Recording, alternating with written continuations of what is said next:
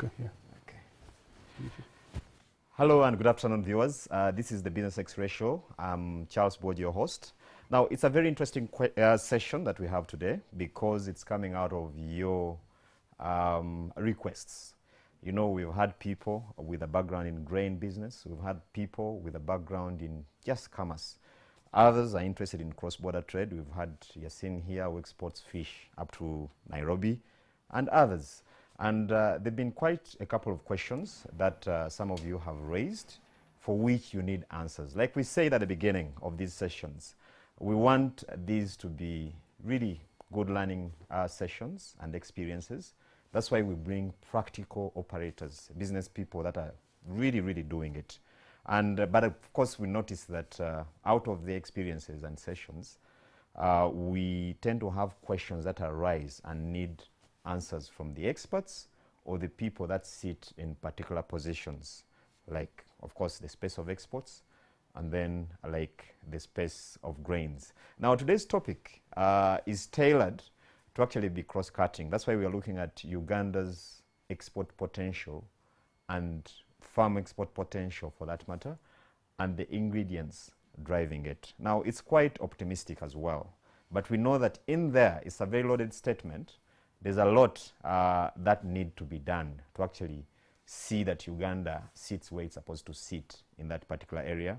Of course, we have to address the issue of production and productivity and the environment in which we operate. Now, today in the studio, I have special guests that are going to help us really understand this and also answer some of our questions as they arise. So we have a WhatsApp number. As we discuss, please forward those questions so that we get clarity and proper enlightenment on some of the issues arising. In the studio today, I have Eli Twineyo is the Executive Director, Uganda Export Promotions Board. Eli, you're most welcome to the show. Thank you very much. Good afternoon, viewers. I'm glad to be here, Charles. Very good. Now, I also have Christian Baine. Now, Christian Baine is a commodity trade and finance specialist. He has done quite a lot of work, you know, in a number of areas, structured commodity financing. We'll get to know more about that. But then also is quite well grounded in the area of grain. We understand that a number of our exports are actually agro-based, and grain, especially maize, is turning out to be one of, another form of gold for Uganda. So Christian is here to answer quite a lot of issues arising in that space. Thank you, Charles. Thank you for having me. Very good. Good afternoon, viewers. Very good. Thank you, and thank you, gentlemen, for coming. Thank you. Yeah. Now, Eli, I'll start with you on this. Today, if you to look at Uganda's trade, or in that sense, export potential, how would you rate? How are we faring as a country? Start from 1990 and we were down below way down below $2 billion. You come to 2000 and we are strongly moving above $2 billion for merchandise exports. Mm. When you come to 2000 and 2015 and then 2018, going to 19, we are in $3 billion US. In 2019, we went to above $4 billion US of merchandise exports. Mm-hmm. And actually we had hoped that in 2020, this year, which I normally jump, I jumped it, I'm now in 2021. I never want to talk about 2020 because of it was a tough year. Tough year for Uganda, especially for business, for economics, and GDP. Mm. In 2019, we had gone to now $4 billion US. Actually, it was $4.09 billion US. Around 4.1 because we can not account very well for informal exports. Mm. So, Charles, who knows how to do it in local figure, you can convert and see how much money that we got out of merchandise exports. Yeah. But also we have services, and we talk about around two, and these are always estimates, $2 billion US annually for around the last 5 years, excluding remittances, and the remittances also are bringing in over 1 billion US dollars. What am I saying? If you combine all this, we are close to, to a big contribution to this economy. But your potential, and you know, before we came here, I said almost doesn't kill. We should be tired of potential. We should be saying, well, actually, what are we doing? Where are we moving? But the potential is there, and is so big. It is so huge, and the markets are there. And now we are looking at even manufactured exports coming on top. We are looking at now, in fact, our arrangement in the office now, we are dividing exports under manufacturing, agro-processing, we say services, we say minerals, and then we say agriculture. Okay. So it gives us a good picture, and when we are promoting, then we look at how do we promote agriculture, how do we promote minerals and mineral development, how do we promote agro-processing, how do we promote the other manufacturing, how do we promote the services. But I tell you, given our location, Charles, and viewers, we are in a position that in the next 10 years, following the National Development Plan and the National Export Development Strategy, which was formulated by our ministry, thanks to the leadership of our Minister, Honorable Mary Achambade. These are good documents that in the next 10 years, because I talk of 10 years, not 5, the next 10 years, if all is done well, we can double the exports. That's great. Yeah. Now, Eri, still on that, I pick special interest in agriculture and agro-processing, and I think a bit of manufacturing, because some of it is actually connected. Where does, because, and I'm asking this because a bulk of our viewers are actually people you'd classify as SMEs. Yes. Actually, some are in the micro docket, MSMEs. So, ways or how would you rate the performance of a typical Ugandan SME, you know, in driving or participating in export trade, especially in the area of agriculture and agro-processing? And that is a good question. Let me begin with the national statistics. Yes. That for a long time, 60% of our exports have been from the agriculture sector. 60. 60%. 60. We are fighting every day to ensure that we bring it down below 50, to 50 and below. Okay. Because it is important. Then we can add value, and we talk of agro-processing. Yeah. So when you talk of most SMEs, MSMEs, they are mainly in agriculture exports. Every day I get more than 10 individuals, not even companies, who are coming to look for a letter of recommendation to take to the Ministry of Agriculture, because it is a requirement for them to begin exporting agriculture products. Okay. So you can, using that gauge, on average 10 individuals, most cases they are individuals, so when you talk of the other M, the micro. Yes. A few are companies, but mainly they are individuals, but we encourage them, to have companies so that they enjoy the benefits of formalization. So they have been trying, Charles. I know one of them started around 15 years ago with 5 million. Now, currently, he has one of the best pack houses in East Africa. He ships, exports every week. There is a consignment almost every day out of this country. So one, it is possible that an SME, a micro, one person can start and succeed. Yeah. And I assure you, there is market for fruits and vegetables. There is market for fish. There is market for other products, but also there is market for grains within the region. There are light skirmishes, but we will maneuver. There are light skirmishes. Some, depending on where you sit, some can rate them as being too big issues. But may I say they are light skirmishes. They can be solved. They can be solved because brothers and sisters will talk. We'll get back to that. Yes, yes. Yes. And I think those are the issues now that some of our viewers would want to hear. Yes. But viewers, we have a WhatsApp number which is going to be flashed on the screen. So if you have any question, any comments, please forward it, and then we have a discussion around that as well. Chris, of course, when we talk about potential, and I think Eddie's preamble has helped us understand, you know, where we are for starters in reality as a country, and probably try to paint or point us into the direction of where we can be as a country.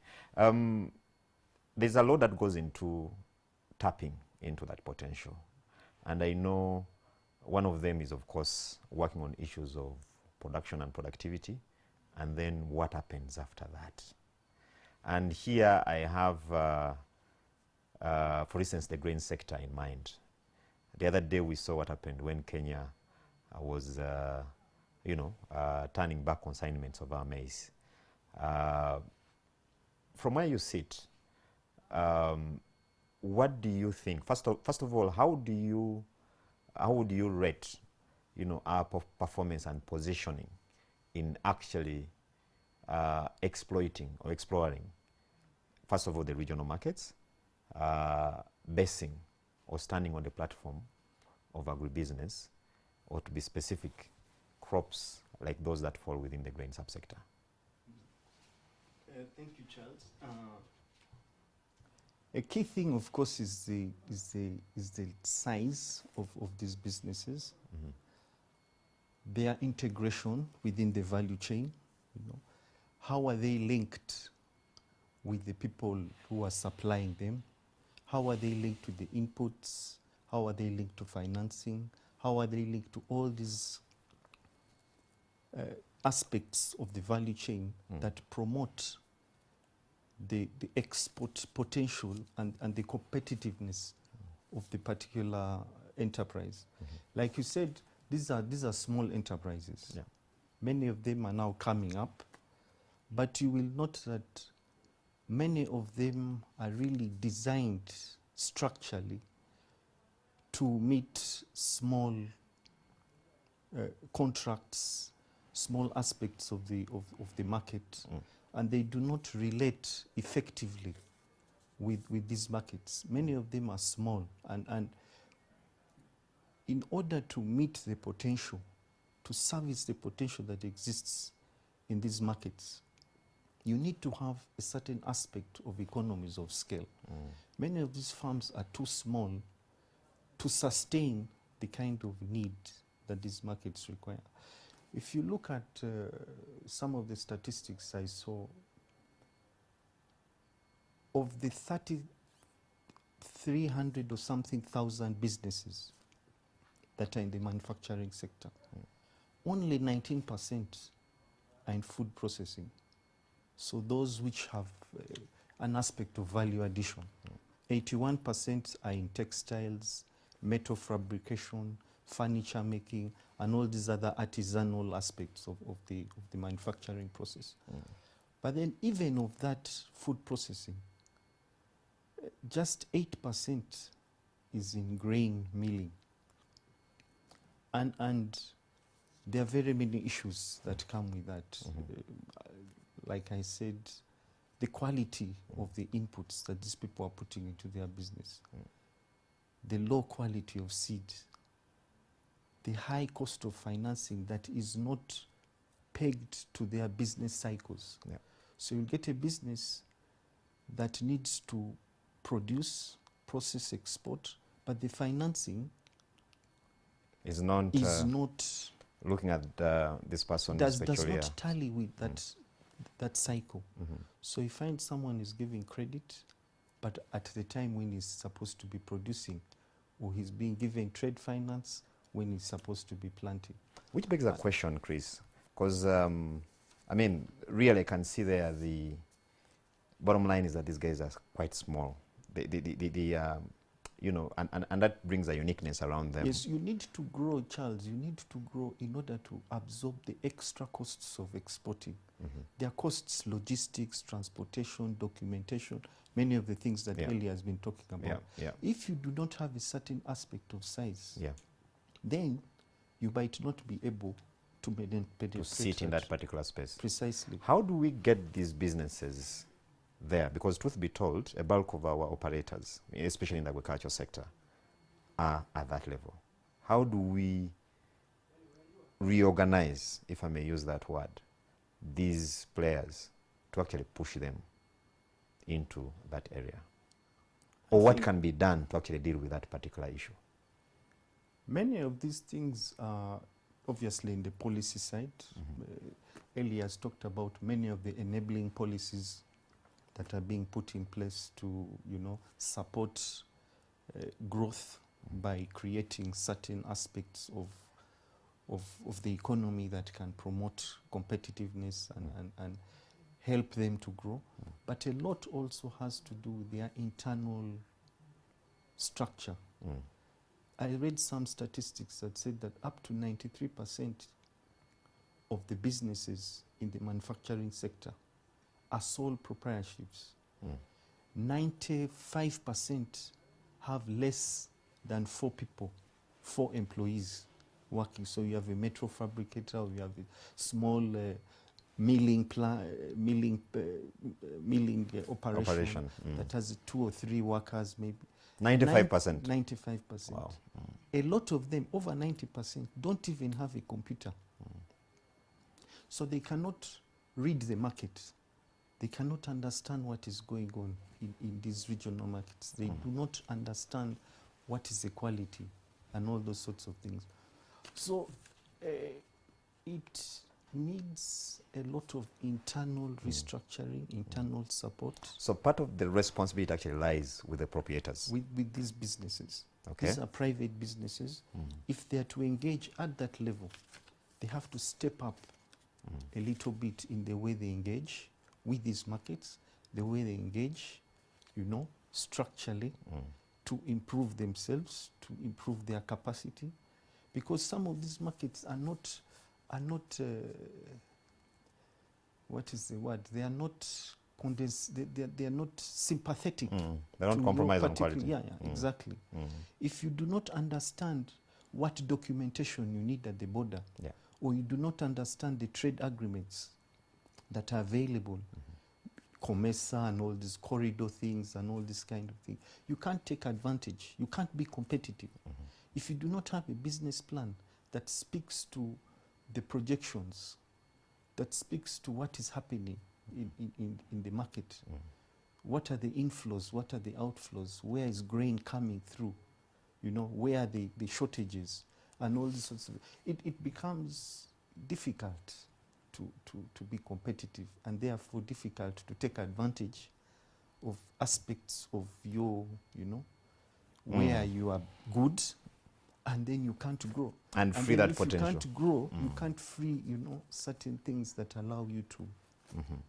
Thank you, Chris. And I think, viewers, it speaks to what we always say. In our subsequent shows, we've tackled the issue of corporate governance in some of these businesses. We've tackled the issue of business planning, or having a business plan for a business, and not just for a bank or for a donor agency. Precisely. Or a grant supplier. Now, you can see that it actually comes down to actually, being structured. And again, I have to emphasize that Charles was supposed to be here. He normally tells our viewers that you cannot sleepwalk into success. It has to be well planned and well structured to get into that. And he'll be joining us next week. But today, again, like I said at the beginning, we're answering some of the issues, some of the questions that you raise. For instance, one of the questions that has always been coming, how do we go into the export market? Where do I begin? In fact, I have one of the visitors we hosted here, and he's doing very well in the local market. Now he wants to up the game to go into the export space, and was asking me, Charles, can you help? I'm like, well, I might appear like they call them jacks of all trades, but I think they're experts, and we have the experts in the house. That question has kept coming, and again, I come back to you, Eddie, on this one. Chris there mentions the importance, of course, of understanding the dynamics of, the export trade, so to speak. Partly it lies with the person doing the export, but then also there's the environment where this person is operating.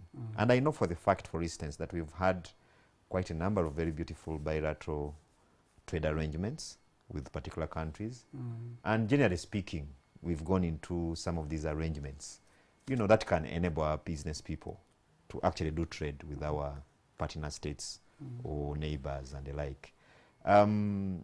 If you can help educate some of our viewers today, because like I said at the beginning, this is an educational show as well to the business community that are watching us.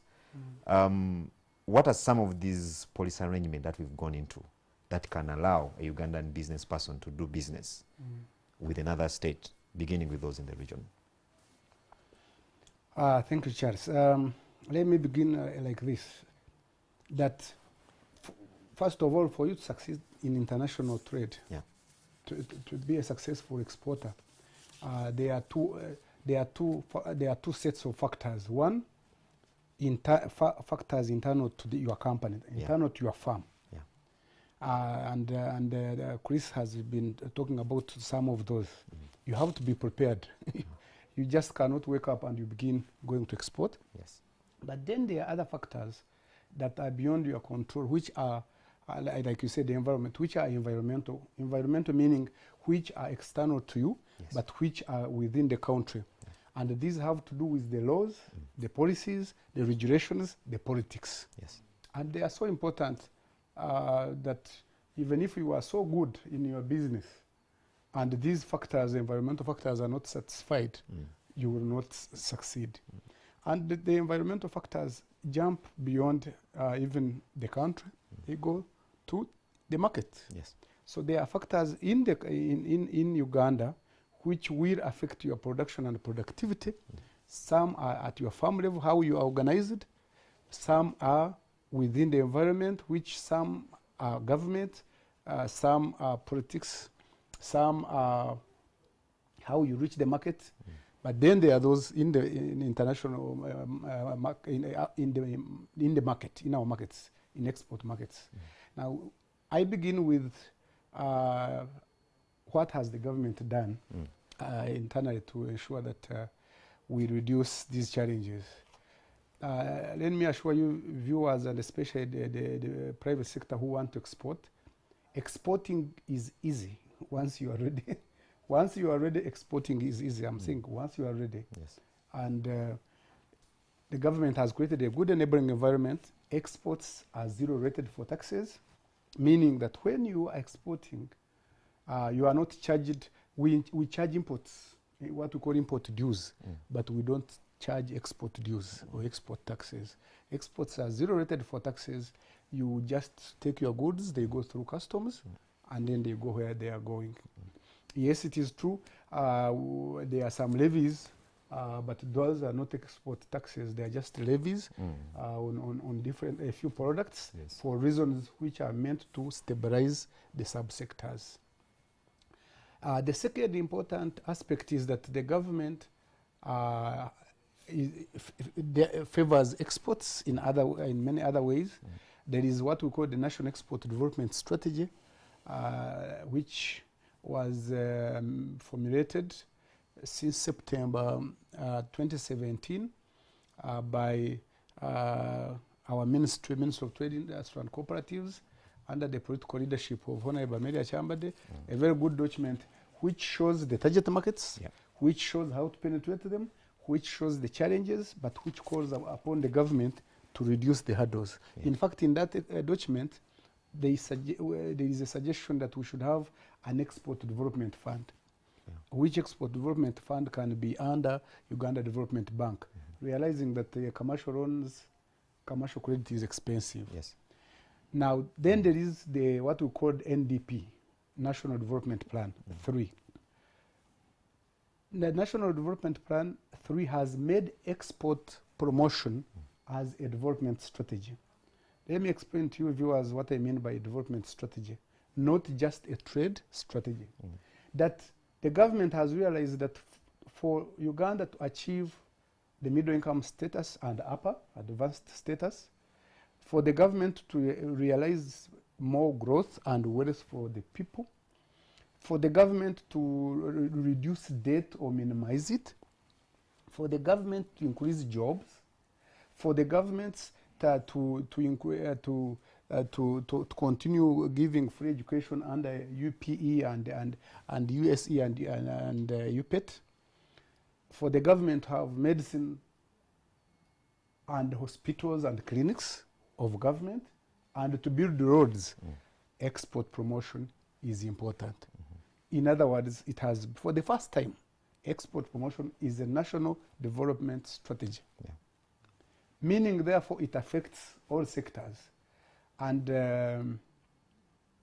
I hope, and you know, the Minister of Finance, you are watching me, I hope that the Minister of Finance, you understand that after paying data and amortization and paying salaries of civil servants and public servants, you begin to put money in production and productivity and marketing, because your neighbors are already doing it, and the competition is high, and you have to do it. Our MSMEs cannot afford to go and do market studies. They cannot go and link buyers, direct linkage buyers with producers and foreign buyers, because again, the cost of a ticket could be all the amount of money he has to do his business locally. Now, the government has also negotiated trade deals, trade agreements. The government has been involved in regional integration. And Uganda is now a member of COMESA. Uganda is now a member of EAC, but Uganda now is a member of the first ever continent-wide free trade area, which we call Africa Continental Free Trade Area. Which is too big, which is the whole of Africa. And let me tell you how important Africa is to Uganda in terms of trade. We export currently 60%, sometimes it goes down, but around 60% of our exports, of merchandise exports to Africa, but mainly currently to EAC and COMESA. So this is how important this region is. Like I said at the beginning, there's a few light skirmishes, just skirmishes, you know, some drizzle. Sorry, maybe just to touch a little on the composition of these exports. Yes. Yes. Okay. These are mainly what? Now, so let me give you the composition of exports and mention those which normally go to the region. Yes. Most of the exports that go to the region wonderfully now include manufactured exports, include agro-processed and value-added products, and include a lot of agricultural exports. Good. Yes. Before I bring in Chris, you mentioned the issue of fund, and I'm sure a number of our viewers have heard it. You know, that export Development fund. What is the status of that fund at the moment? I think the fund has not yet been created as Export Development Fund, but what is very positive is that once this idea was pushed up to the ministry, to cabinet, the president considered it and supported it, and actually said that the money that will be put in UDB should be used for exporters, for processors, for manufacturers, and value adders. Okay. So, and you heard that they agreed that soon that this we had challenges, of course, of COVID 2000, that government had agreed to put in UDB. UDB has also other monies from other partnerships they have, but to put 1 trillion, and it should continue increasing eventually to around 2 trillion, and how I wish that it continues growing, because this is development money. Commercial loans, commercial credit is expensive, and I have seen adverts from UDB requesting actually exporters to come and apply for these funds. Thank you, Eli. Yes. Chris, quite interesting what Eli is talking about here. You know, you can see that actually government has really gone out to encourage exports. Of course, with tax waivers, with all, you can see the signal is export more. And yet, we're not seeing. They're not responding. Exactly. What explains that mismatch, in your view? I think, like Ellie said, so many of these things have, the government has done quite a bit. I accept that, especially in terms of trying to get the country, you know, to have favorable arrangements with the other countries and all these bilateral agreements and all of that. But I think, like he also said, we need to improve our domestic capacity to respond to some of these stimuli. For instance, we have a challenge of the formalization of trade internally. If I wanted to get a supply, a consistent supply of simsim, because I do simsim, and we've been trying to export simsim for some time, but we've never really got to that level where we are pushing the simsim out. And it is because of just small things like the unstructured nature of our trading system. The way our value chains are flawed and all over the place. Yeah. I'll give you an example. As a system exporter, we had a contract 2 years ago, just before COVID, to supply Chinese. Chinese market is a big growing market for simsim. They want organic simsim. They like our simsim because it has a good oil content, low toxicity. Our simsim is white, and it has very many organic attributes that are very favorable for these people. So they are looking to consume even up to 100,000 tons. So they give us a contract supported by a letter of credit. Means there's no payment risk. Once you supply, you will be given the simsim. So that part is sorted out. You have a contract, terms, documentation, the logistics. They can come and pick it from here. You know everything. Now the problem comes, can we find the simsim? We had just a contract of 500 metric tons. The simsim, first of all, when we went to these places in the north where most of the simsim is sourced, the quality that we needed was almost impossible to find. There's a certain place in Masindi where there's a lake sand that people pick sand and mix it deliberately in this simsim To add some weight. to add weight and all of. So there's so many challenges that we have as business people who are looking to export, and many of these can only be addressed At policy level. at policy level, at regulatory level, at enforcement level, at all these sorts of things. The challenge, therefore, is that these businesses are perceived as high risk. The banks don't want to get involved. Yes. The business people who are importing, our suppliers, our clients, do not trust. This morning I got an SMS from someone. We are trying to sell chia seed. Chia seed is an omega-3 thing that a lot of people now in Kenya are looking They're into at it, buying. yes. And I told him, yes, we have chia seed. We can supply you 20 tons every week and all of that. He said, fine. He sent us a contract. I go, like I've said with the simsim, I go now to try and find the chia.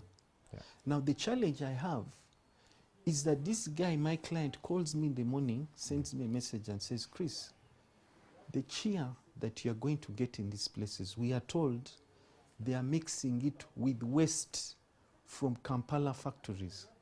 So the Kampala factories that are cleaning the chia seed are sending the waste Interesting. back to these people to reput. So he says, I cannot buy your chia seed until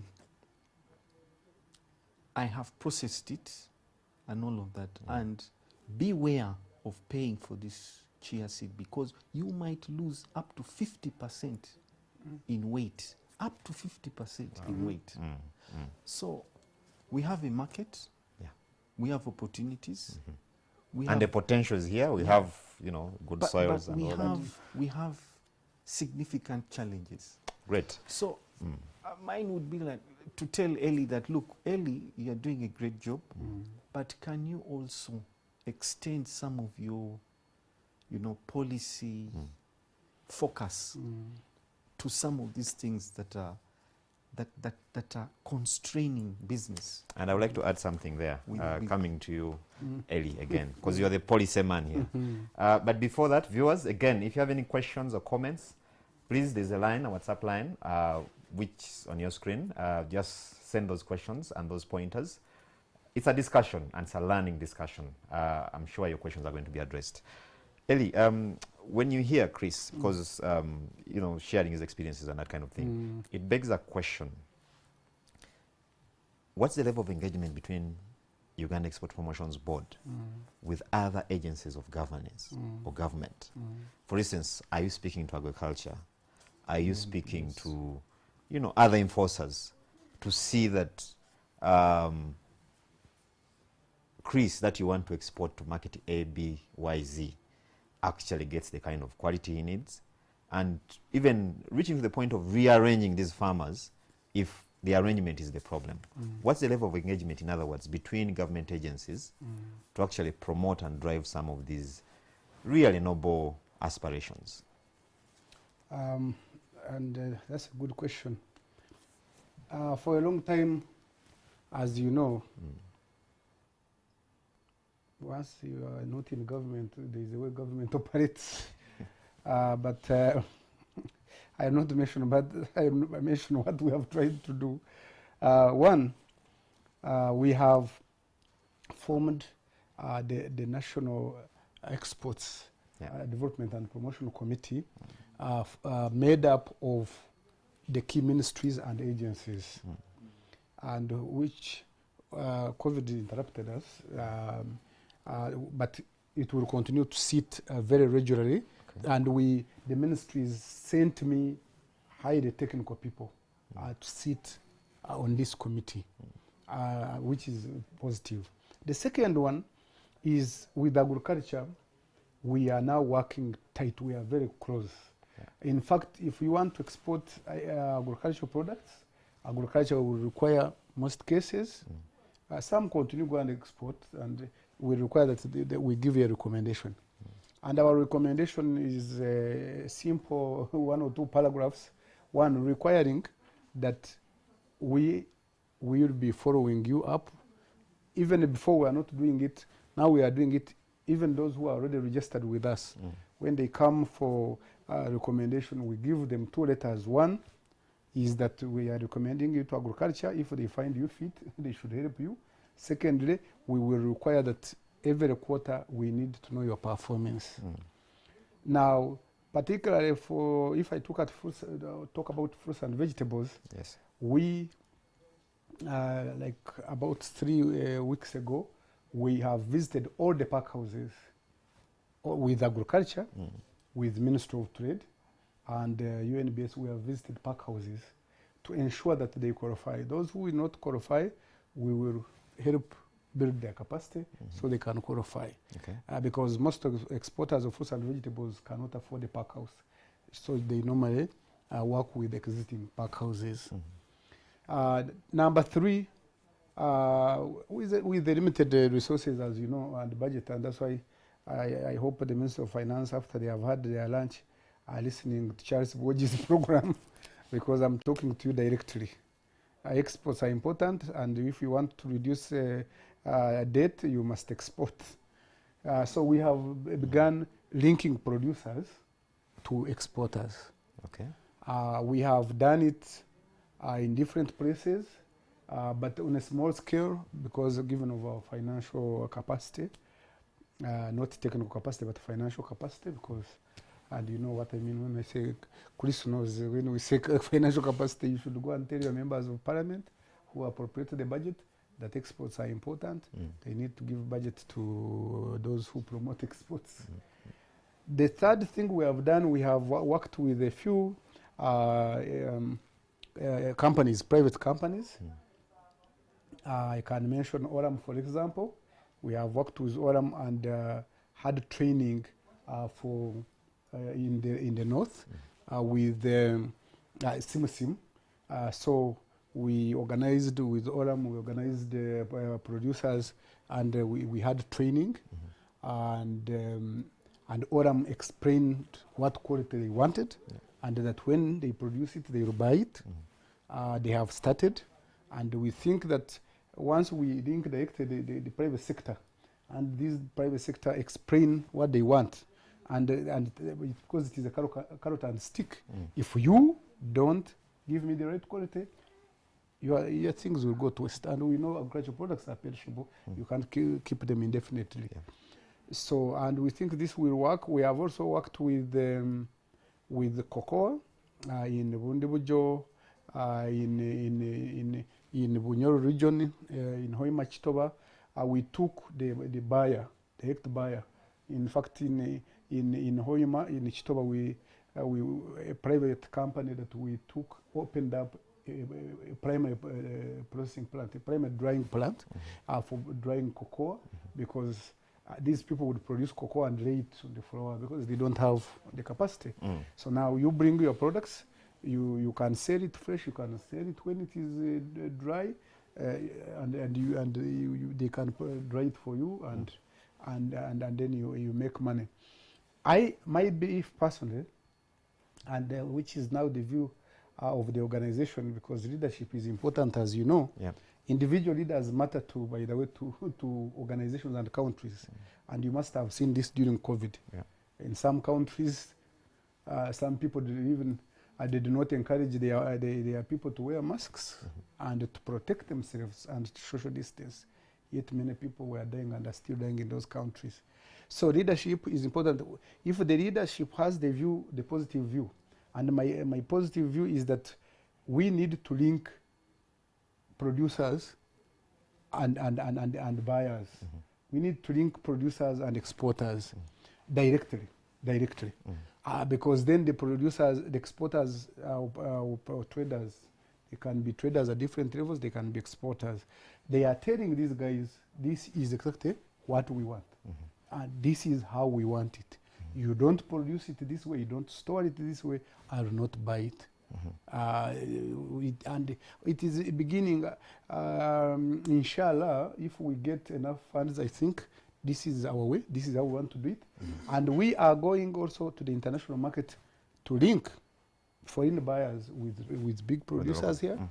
The other thing we are going to do now is we are going to be visiting these guys with Mane, Chris and others and Charles Boji to convince you directly to say, you have money, we have a market for this product, why don't you produce it? And we assure you that this, because for us to increase what Chris was talking about, production and productivity, we need to have people who have the money investing in money-making enterprises, and exporting some of these products is one of them. And there is no lie about it. I can quickly tell you about cocoa, which I have always told Boji when we're not on camera. Cocoa is a very important enterprise. It is not labor intensive. Within 3 years, you begin harvesting, and you can harvest for 100 years. And it has 2 big seasons, but it continues. It continues. It is like like papaya, pawpaw. The pods keep coming. It will always have fruit. It always has fruit, so you are harvesting all the time, and it is not labor intensive.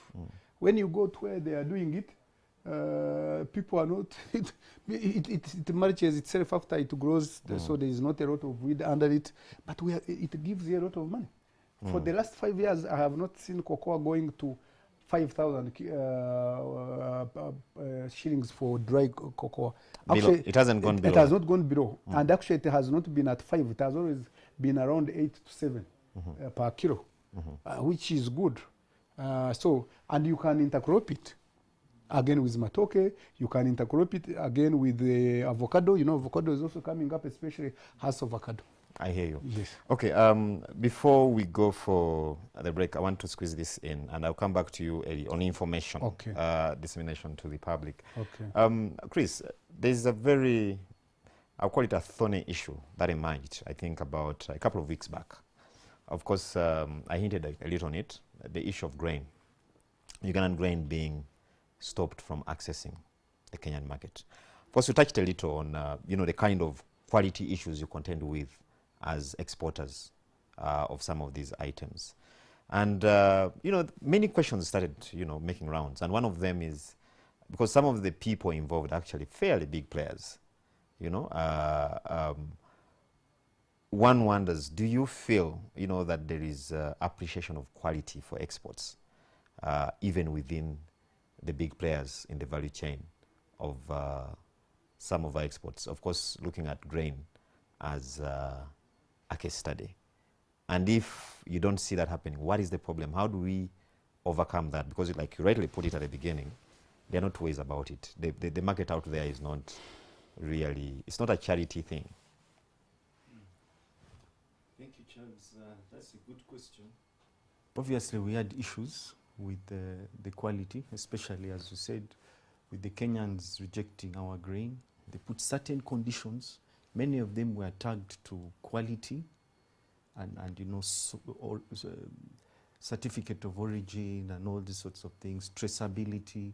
They want to make sure that quality is consistent, that quality meets the standards, that the Ministry of Trade and the people in Ellie's department, all of that, have designed standards around. We have an East African standard for grain, 1, 2, 3, and 4. So that one is something that is there. Why we don't meet those standards is something that obviously is of great concern. It affects our competitiveness. Ellie was talking about Olam. 3 years ago, Olam stopped buying Simsim in the Arua area because of the quality issues. Again, like I said, the contamination of the Simsim from these places. So most of these big buyers who have a very, very low tolerance for poor quality just pull out. 4 years ago, I think the World Food Programme had a big issue with the procurements they were getting from Uganda. You remember the porridge poisoning thing in Karamoja? And they had shifted their procurements to the Tanzanians. The Tanzanians also rejected our grain. That was something that has never been reported. A lot of our grain that was going to Tanzania was rejected. So what we see happening in Kenya is something a trend. That was going to happen. Nearly 90% of our grain traded, exported to Kenya and all these places, South Sudan, is done informally. So you have people just taking this grain informally through these small pickups and all of that, and it goes to the Kenyans. The Kenyans have designated or classified our grain as chakula ya kuku, means chicken feed. That is the lowest quality. So the grain that is bought from Uganda is actually classified as animal feed. So that is the kind of thing that we are looking at. These guys who buy the grain, who buy our milled flour, they are looking for good quality grain. Many of these people come right here, set up office, set up milling plants to do the milling themselves, to do the procurement themselves. Which should have been done by actually Ugandan our operators. people. Now you find that there is a problem with the way standards and pricing are perceived here in the domestic trading environment. You have, if you went today and asked for the price of maize, they'll tell you it's 800 shillings. But that price is for a fair average quality, the normal maize quality. It doesn't speak to the pricing for a quality that is grade 1. Okay. There's no quality, there's no pricing for grade 1, grade 2, or grade 3. And so you find that a farmer... So it's just maize in kilograms and that's it? And that is 800 shillings. If it is dry, maybe they'll give you 50 shillings more. So the parameter is just the moisture content. Yes.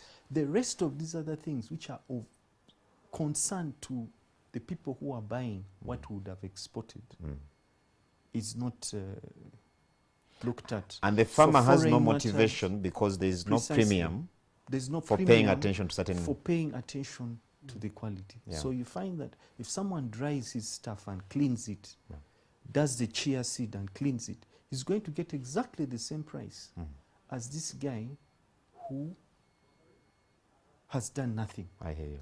So you find that this is a big problem. I buy my Irish potatoes from Nakawa market. But if you go to Kaleri, for the same basin or whatever it is, there's no standard. I hear you. It's a cup of beans or a cup of peas at a certain price. So there's not even a quantification of what you're buying for many of these agricultural produce, let alone the fact that there is a standard for quality for a banana in the market. So how is the person now who is handling grain, which is not going to eat, how much more is he going to put? You know? Good point. So these are kind of challenges. I hear you. I hear you.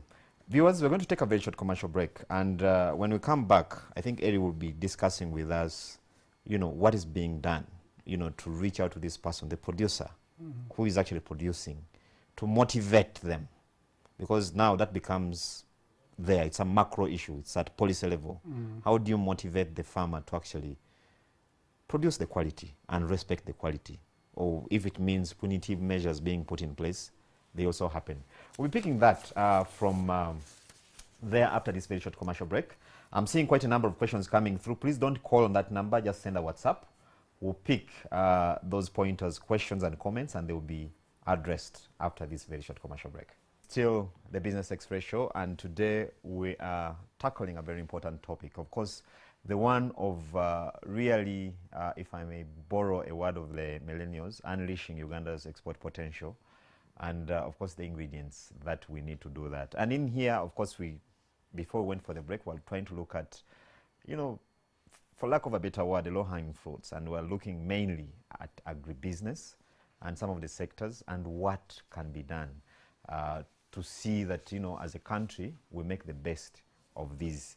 And of course, we are looking at, you know, pushing ourselves into that farm position as an exporting country. Of course, we talked about the issues, you know, that are dogging this journey, especially for the producers, the manufacturers, and specifically the exporters. Now, Eli, before we went for the break, I think Chris had really broken down some of the issues that the farmer, for instance, is contending with. And here we're looking at the entire agricultural value chain. Because sometimes we tend to focus on the trader and forget where the goods are coming from. And what I picked from his submission is, one, the farmer doesn't seem to get the premium for the effort put in to ensure quality. In other words, there's no motivation on that side, you know, to sustain quality at that level, which again now comes to you, because even if I produce good quality today, it's good quality maize, good quality beans, you know, the trader who comes to buy from me may not actually tell me. I'm at his mercy to determine what he gives me. I know some of these questions will be answered by people in agriculture and the like, but I know, like you rightly put it, at, you know, some point you're engaging as government agencies, and you are the one we have today, sir. Please allow. What are you doing as government to ensure that you encourage this farmer to continue producing, one, but then two, that they're not, that is producing quality, and two, that they're not exploited, you know, by this middleman? Because like what we are saying in the break, it's the middleman who comes with the moisture meter. He's the one who's going to tell you that your maize is so much, your coffee is at this level. He also carries the weighing scale. So he's the one who is going to tell you it's 20 kilograms, not 15 or not 30. So really, if you look at that entire mix, the dynamics, you see that we need, again, the regulator, the policy person to come in and, you know, try and protect the farmer on one hand, but at the same time, you know, sanitize these operations. Chris, let me first make a disclaimer that I am not the spokesperson of the government, but I am the official spokesperson of Uganda Export Promotion Board. Yes. And I get it from that angle, but also I mention what government policies and programs and arrangements that are in place. Yes. To address what Charles and Chris are talking about. First of all, the government, through the Minister of Agriculture, they now embarked on the single spine, whereby extension has now come back as very important. Yeah. The target is that ultimately we should be having, I don't know now that we have brought the parish model, maybe now that we have brought the parish model, they might bring extension close to the parish model. Because the government now is going to undertake the parish model approach, whereby everything, and you know, in business we say, what is the unit of analysis? The unit of analysis, what do you look at when you are discussing a business, a farm? So again, when you are talking about production, where do we begin from? Production begins in the villages, in the suburban areas, in the urban areas. And these are composed of those where we find parishes. So it is so important that we begin to talk about the issue of production and productivity at that level. Yep. And the government now has embarked on parish model. So we hope that under the single spine, extension services should go all the way up to the parish. But government, I have gone to different places. I have found that their extension workers, people still ask, they want more.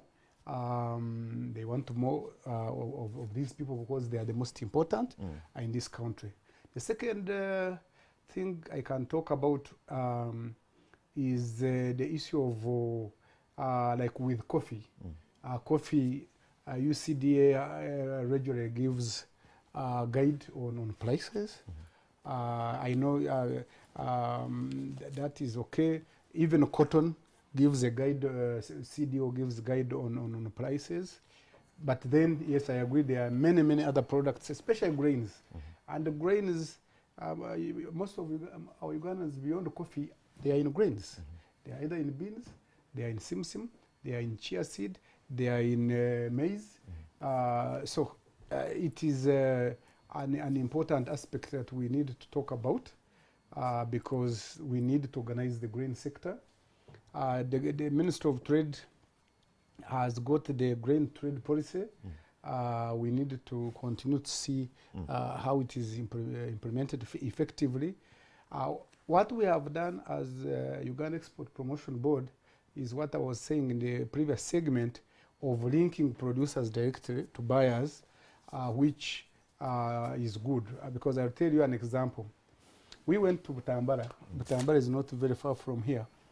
And we found out that producers were being given 2,500 for produce, among other things, pepper. The exporters whom we took to them, some of them have their pack houses in Rubugumu, around Victoria Serena, not very far from these guys in Butambara. The middleman was buying at 2,500. What the middleman was doing, as Chris was saying, he was only having his weighing scale and only measuring and hiring the vehicle, the lorry that took the produce. Even the middleman doesn't own the lorry, maybe he owns the munzani, the weighing scale. Do you imagine the difference of 7,500 by just having the lorry and bring the goods to around here?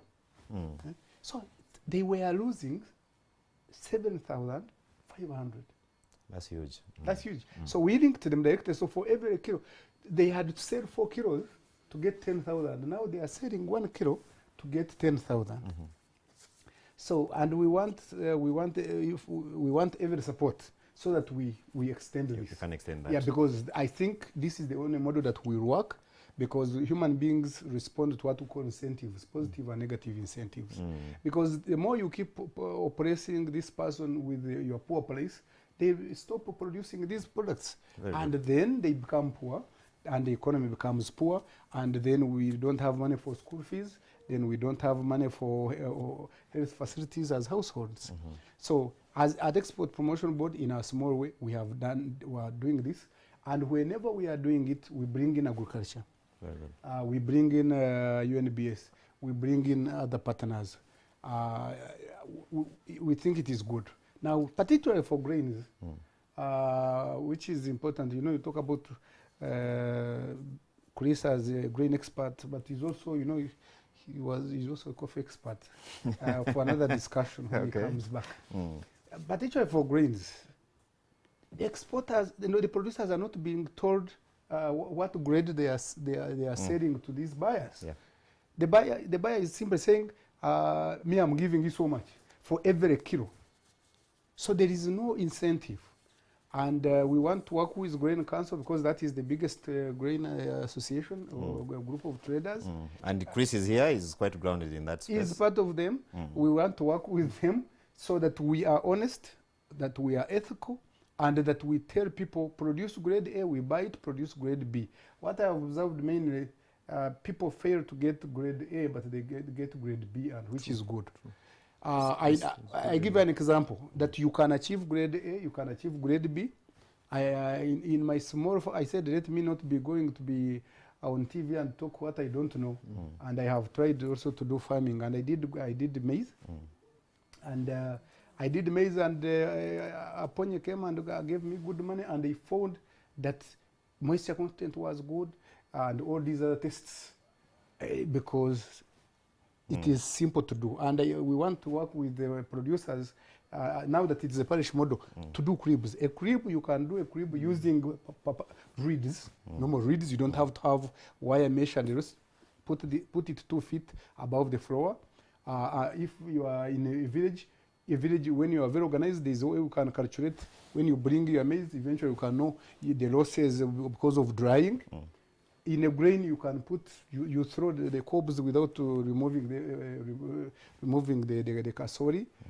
You can have it for a long time, and when you are selling it, it will be still very good. Eddie, still on that issue, again, he raises a very important point, and it touches the issue of now, you know, it's a scientific word, but has now become part of our conversations, aflatoxins.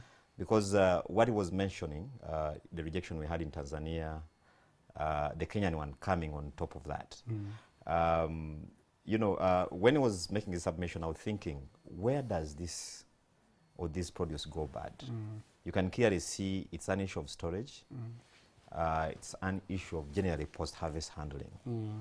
And again, it comes back to you because, I mean, you can't talk about exports without bulking, without storage, therefore. Is there anything in the works, especially now that we're talking about the parish model and some of these initiatives? Because when you mention parish in Uganda, you're actually going to the grassroots. And once you mention grassroots, you're talking about agriculture, business, by and large. Do we have an arrangement that marries, you know, elements of post-harvest handling in this model? For instance, if it is maize farmers, if it is bean farmers, I mean, you always see that element, especially the storable agricultural commodities.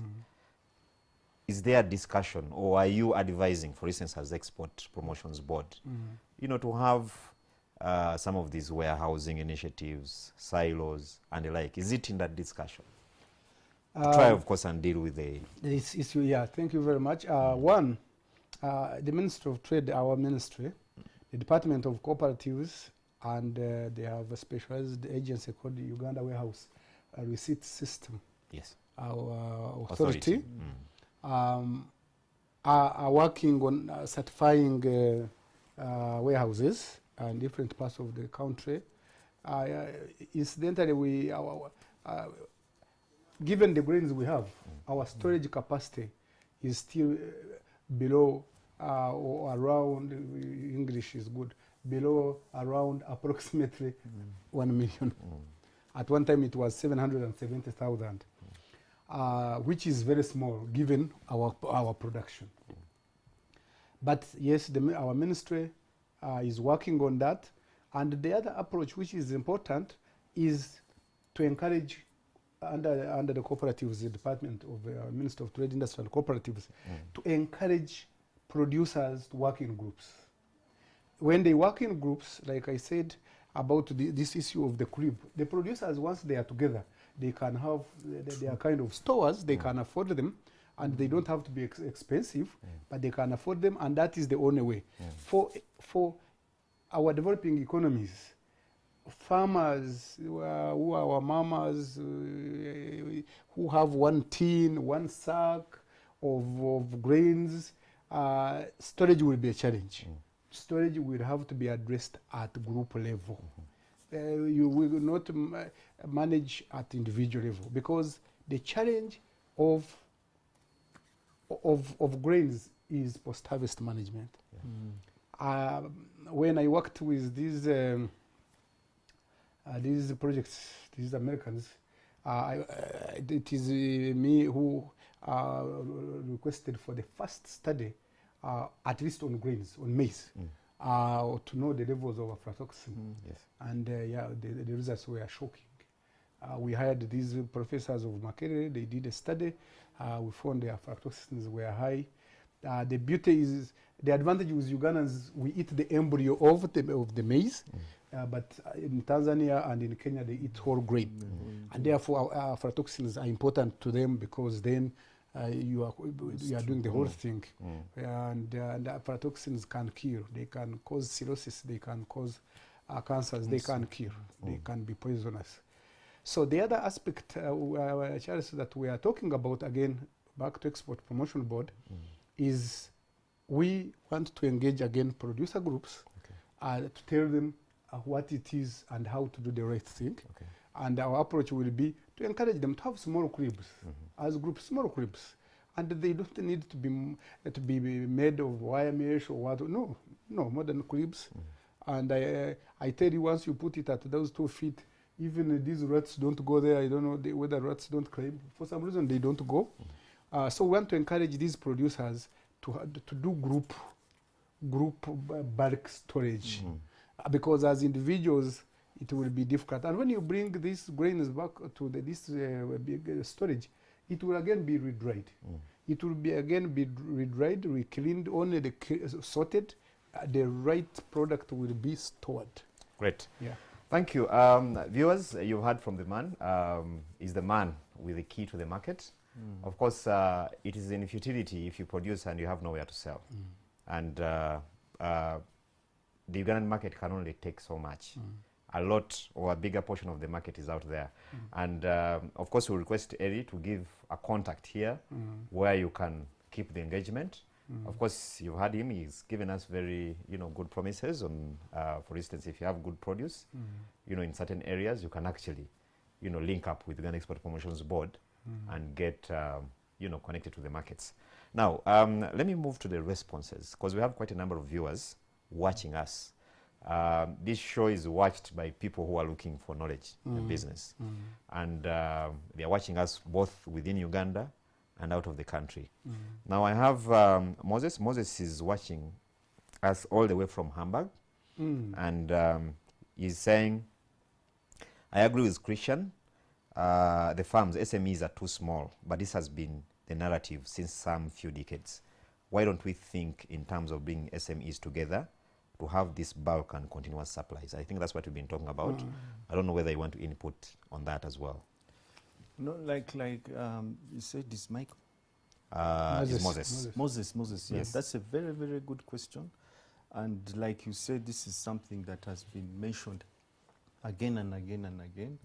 And obviously, we cannot continue to engage with the markets at the current size that we are looking at. As Ellie said, there's a program in the Ministry of Trade and the Department of Cooperatives to revive this business of getting farmers together to aggregate significant portions of produce so that, you know, they engage competitively, they reduce the costs of doing business, Yes. and they can go further up in the chain if they have these sorts of arrangements. The problem is, in order to get this aggregation to take off or to become sustainable, you need financing for it. Yeah. Financing for aggregation is really so that the farmers who are bringing together can take something back to feed their families, you know, pay school fees, hospital bills, and those sorts of things. So the financing is structured under or against these aggregation, the produce, Which is bulked and which somewhere. is bulked in licensed warehouses, insured, and all those sorts of things, Yeah. so that the financier obviously is comfortable. secured. Now, the government has set up this warehouse receipt system, Yeah. which actually allows for licensing of these stores, for pooling of this produce together, and where financiers can finance this against a warehouse receipt. So that is something that is possible. The problem is that the banks are not yet there. And there are very many reasons for this. One of the key things is that there is no outlet. The bank will want to know that, okay, you're aggregating this, but where is it going? The bank looks at two things. Where is our money going? Where is it going to come back from? I hear you. Source of repayment. So they will usually ask you for a contract. So if I have a SimSim project and I want to pull together the 500 tons to meet the export contract, I need to have a contract from the Chinese or wherever. Confirming that we're waiting for Yes. Now, if you are going to be doing that at the time of harvest, when the prices are low, the contract you are going to be getting is not going to make a lot of sense for you. You need the bank to allow you to aggregate based on a speculative, you know, market. Now, this is where something like a commodity exchange comes in, because the commodity exchange sets those prices, futures, you know, eventually into, you know. So we have That's another discussion of futures and all that. I think we'll bring you back and try to unpack some of those. This Moses is absolutely correct. Yeah. But we still need to do one or two things in order to actualize some of That this. aspiration. Yes, yes. Very good. Now, I have a question for you, Eli. Again, someone, this is Aventino, is asking, how are you prepared to convince the government to increase the trade ministry budget to be able to widen the tax base and trade instead of promoting foreign investors who most of the time are enjoying subsidies? Yes. Very good question. And again, my disclaimer that I'm not the official spokesperson of government, neither of the Minister of Trade, but officially I'm allowed to speak on behalf of Uganda Export Promotion Board. Yes. But one of the responsibilities of Uganda Export Promotion Board is also to lobby government to put in place favorable policies and strategies for the private to boost the private sector, to boost trade and to boost exports. I can tell you that we are doing and we're going to do it. But like I know I bring it as a joke. All of you have voted for your members of parliament. It is the members of parliament that appropriate the budget. So if you are members of parliament who come from all your areas and who know that markets matter, if they don't appropriate the budget for the Ministry of Trade, then there is a challenge. I'll give you an example of a country I not mention. There was a minister, he was a Minister of Trade. He was appointed a Minister of Mining, responsible for mining. And this country has a lot of minerals, including oil. His friend said, why have they demoted you?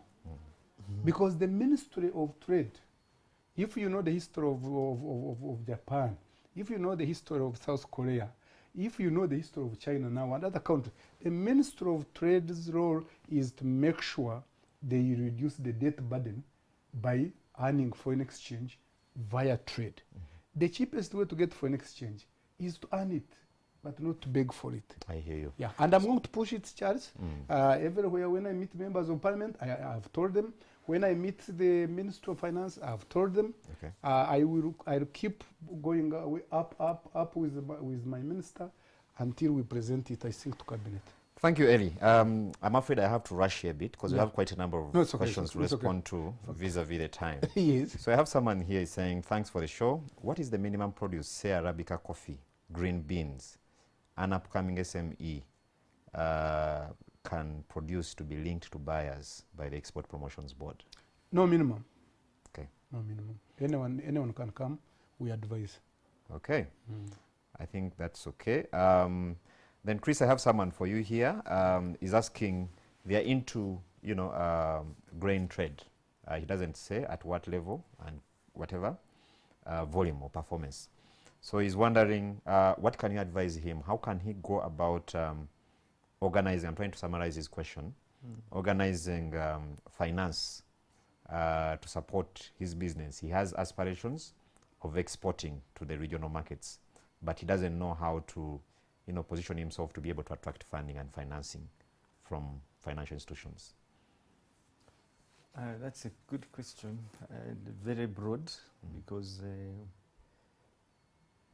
if you go to any of the financial institutions that are financing agricultural trade, exports and all of that, they usually have a list of requirements that they will look at from you. The most important is that you should be able to have a business plan. You should be able to have some ideas of what you want to do. And these business plans should speak to three things. One is you should be able to explain your level of preparedness. How prepared are you to engage in this particular enterprise, export and all of that? What strategy do you have? What research have you made? What opportunities are out there? Yep. So you must be able to convince or to show that you understand this market, yep.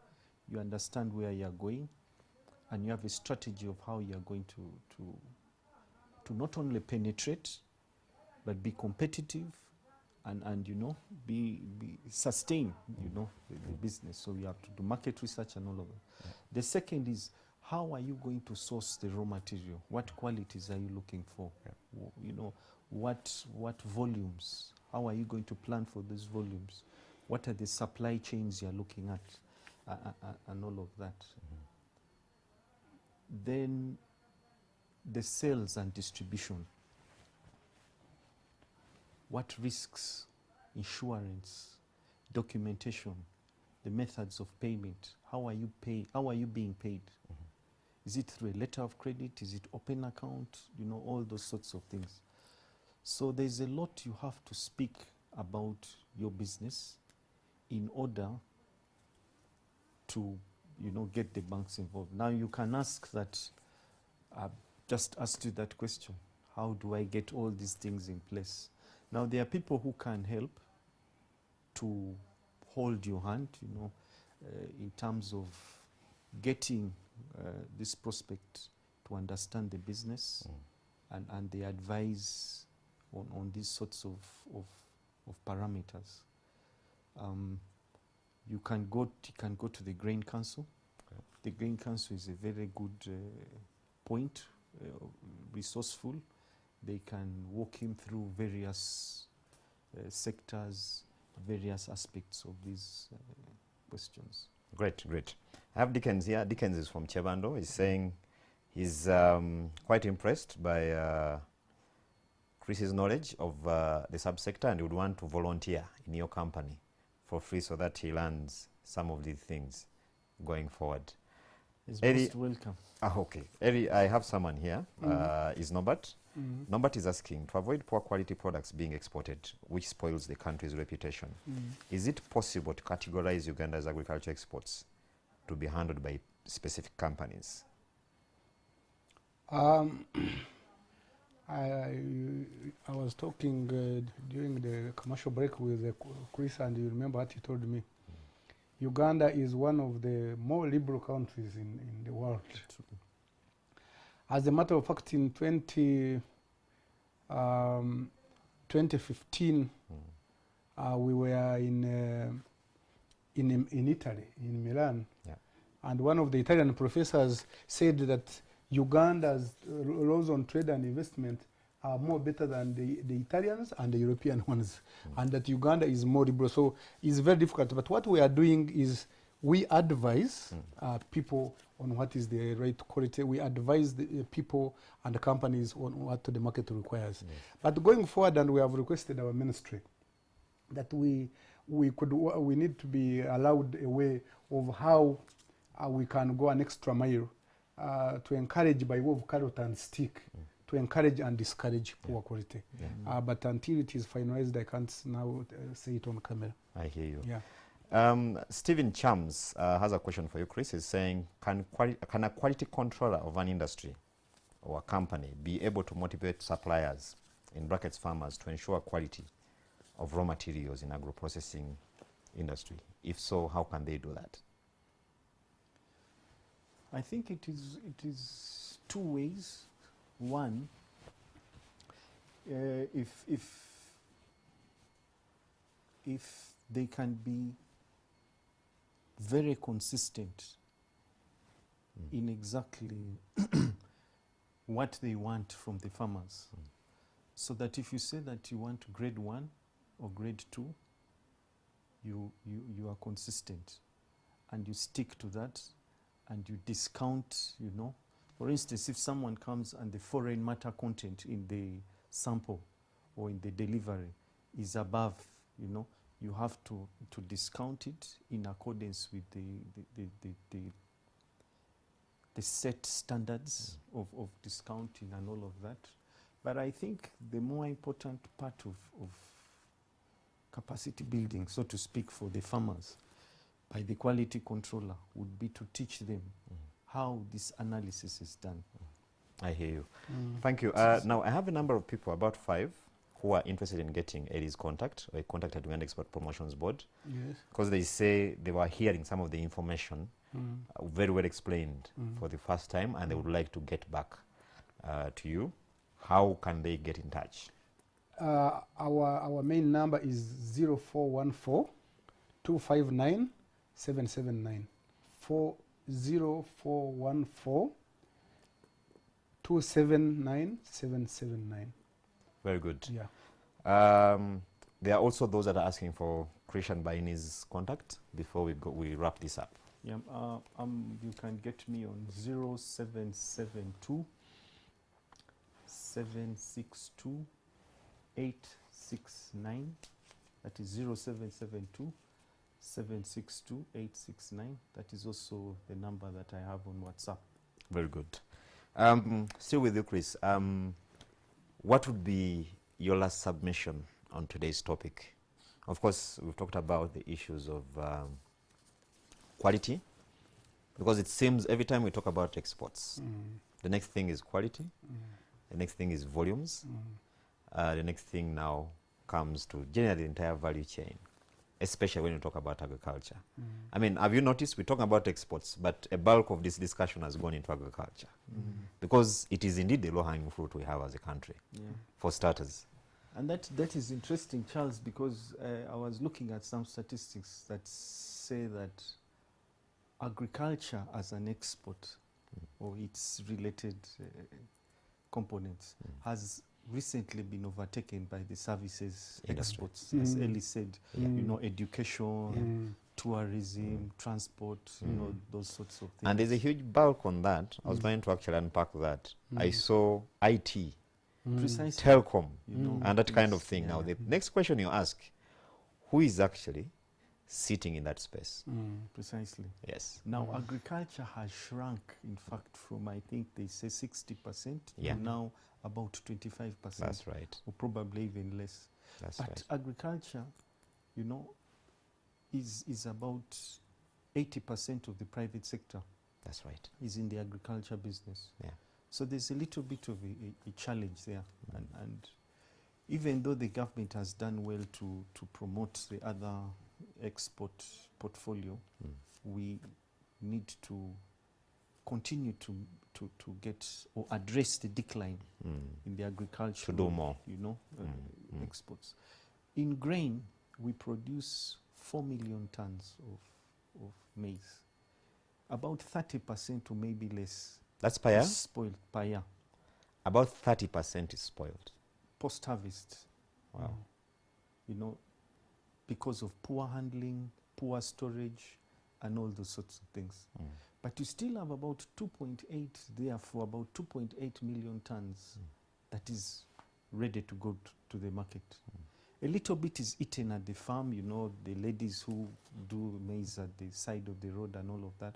But a lot of that is available for trade, for milling, and all those sorts of things.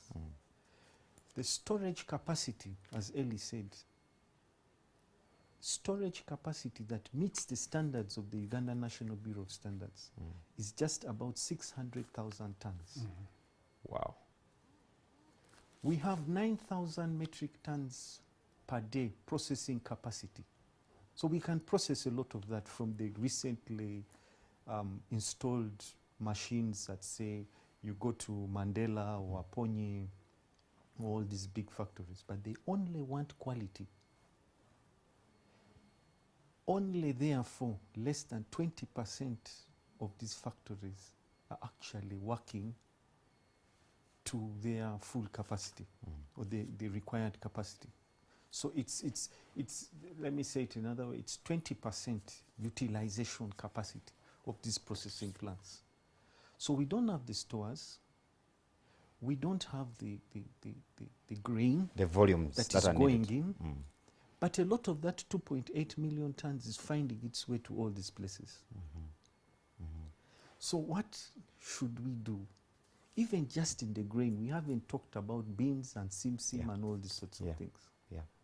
We're just talking about maize. Precisely. So we have that kind of thing. We need to, as you said, we need to show that quality is the way forward. Yeah. Now, how do we do that? The government has put many things in place. There is the Warehouse Receipt Systems Authority that licenses warehouses that meet the standards. Yes. We have that same authority that allows a warehouse receipt to be designated or to hold the same Value. as a title. So a bank can finance. It is bankable. It is bankable. A warehouse, whether electronically created or manually. You have the National Bureau of Standards that has set quality standards. Sorry, Chris, I'll cut you short on that. But, you know, in the interest of time. But I'm sure you've made your point. It's actually clear. And from what you're saying, I see there's also potential for that. Because in those gaps, saying is that as you conclude. For instance, what I would want is, say, the government, like the recently done COVID procurement. Yes. If the government can say that we are going to create strategic reserves, or we are going to create a national disaster program, stocking program or something, but use a warehouse receipting system so that you procure grain, quality grain, through this system, through warehouses, establish a commodity exchange where these receipts can be traded, and the government buys these receipts represented by quality. I think that would be one way, a long way of in stimulating growth in that particular area and through the streamlining. supply chain. Thank you, Chris. Quality. Eli, in a minute, what would you say? That markets matter. If you are a homestead, and you don't produce and sell anything in the market, surely there is a challenge, because eventually your house will be too poor. We need a campaign, a national campaign on market-oriented production. Nationally, other countries are in a market economy. We are not yet in a market economy. More than 68% of all households in Uganda are not in the market economy.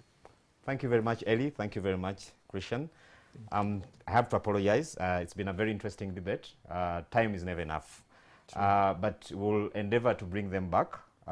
We've addressed some of the questions that have been coming to us, especially on the issue of the regulatory environment. We now know, the opportunities that government presents, especially in relation to, the markets of some of our produce. I've been your host, Charles Boji.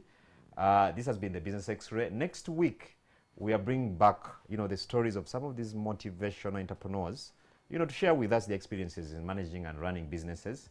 But at the same time, we'll keep bringing back policy people and technical people like Chris here, to really break for us down what is happening in their, spaces where they sit. Until next time, have a good evening and God bless.